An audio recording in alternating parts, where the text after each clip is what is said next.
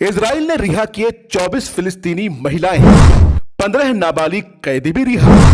पीड़ित महिलाओं ने दी हमास को दुआएं, बोली अल्लाह आपको इसका अज्र देगा। अस्सलामु अलैकुम, आदाब। मैं हूं निहाल अख्तर पयामी और आप देखना शुरू कर चुके हैं गांव मोहल्ला। इजराइल फिलिस्तीन युद्ध को लेकर एक बड़ी खबर है। 1.5 महीने के संघर्ष के बाद जब युद्ध विराम हुआ तो हमास की ओर से 50 इजरायली बंधक छोड़े गए, रिहा किए गए।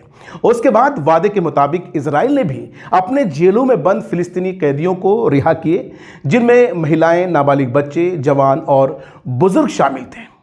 इजराइल और हमास के बीच युद्ध विराम समझौते के तहत इजरायली जेलों से रिहा हुए 3 दर्जनों से ज्यादा फिलिस्तीनियों का वेस्ट बैंक पहुंचने पर जबरदस्त तरीके से वेलकम हुआ, खैर मकदम हुआ, स्वागत हुआ।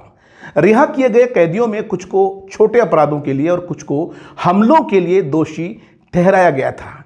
इन सभी कैदियों को यरूशलेम के बाहर एक जांच चौकी पर रिहा किया गया, जहां भारी संख्या में फिलिस्तीनी लोग मौजूद थे। इन लोगों ने नारे लगाए, तालियां बजाई और हाथ हिलाए। रिहा हुए कैदियों में एक 17 साल का लड़का जमाल बहमा भी था, जो उस दौरान धक्का मुक्की कर रहे पत्रकारों और नारे लगाते हजारों फिलिस्तीनियों की भीड़ में कुछ कहने की कोशिश कर रहा था। जमाल ने कहा कि मेरे पास अल्फाज नहीं है, मेरे पास शब्द नहीं है। मैं उस खुदा का कैसे शुक्रिया अदा करूं जिसने मुझे मेरे अपनों से मिलने का दोबारा मौका दिया। जमाल के पिता ने जब अपने बेटे को गले से लगाया तो उनकी आंखों से आंसू गिरने लगे, क्योंकि वह 7 महीनों में पहली बार अपने बेटे को देख रहा था। इजरायली बलों ने जमाल को फिलिस्तीनी शहर जेरिको में उसके घर से गिरफ्तार किया गया था और बिना किसी सुनवाई वो आरोप के उसे हिरासत में रखे हुआ था। जमाल के पिता ने कहा कि मैं उसे फिर से पिता की परवरिश देना चाहता हूं। रिहा किए गए फिलिस्तीनी कैदियों में 24 महिलाएं भी शामिल थी, जिनमें से कुछ को इजराइल के सुरक्षा कर्मियों को चाकू मारने और अन्य प्रकार के हमलों के प्रयास में कई साल जेल की सजा सुनाई गई थी। ये सारे के सारे आरोप इजरायली जो फौज है, इजरायली सैनिक की तरफ से लगाए गए थे। 2 महीने से इजराइल की जेल में बंद 58 साल की हनान अल अर्गोटी ने रिहा होने के बाद हमास, उसके नेता और गाजा के लोगों की तारीफ की। उन्होंने कहा कि अल्लाह हमारी तरफ से उन्हें इनाम दे, अगर ये ना होते तो हम आज़ादी नहीं देख पाते। वहीं हमास के कैद से छूटे इजरायली बंधकों में भी खुशी का माहौल है, लेकिन एक सच्चाई, एक ऐसी बात सामने आई है जिसे इजरायली मीडिया, गोदी मीडिया लगातार छुपा रही है। हमास के कैद से रिहा हुए इजरायली बंधकों ने हमास की जमकर तारीफ की है। सही सुन रहे हैं, हमास की गिरफ्त में इजरायली जो बंधक थे उन्होंने हमास की तारीफ की है।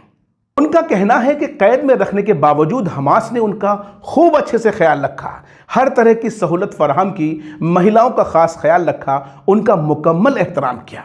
खैर दोस्तों, बताते चलें कि इजराइल और हमास के बीच ये समझौता 4 दिनों के लिए हुआ है।